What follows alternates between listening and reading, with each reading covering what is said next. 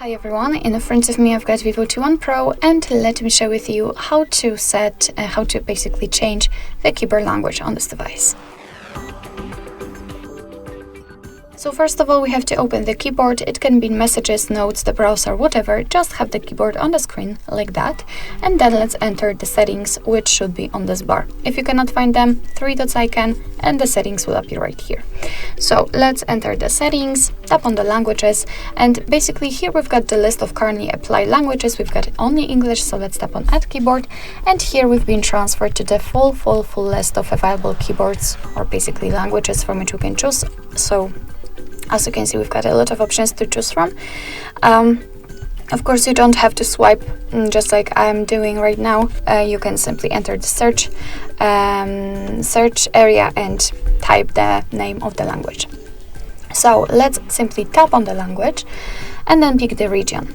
Sometimes, depending on the language, you will be able to pick the keyboard types, and again, depending on the language, you will be able to pick from 1 to even up to 5 or even 7 different keyboard types. So basically, all you have to do in order to pick the keyboard type is to mark it and untick those which you don't want to use. So I will pick only this Urdu one, tap on Done. And as you can see, the Urdu has been applied to the list.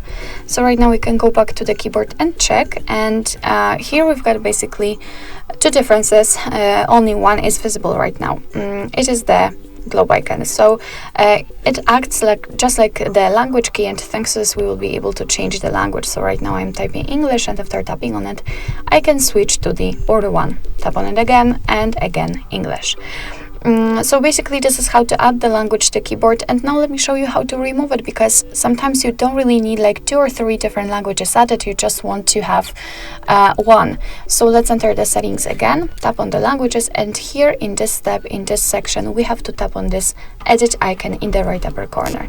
Then we have to mark the language and remove it.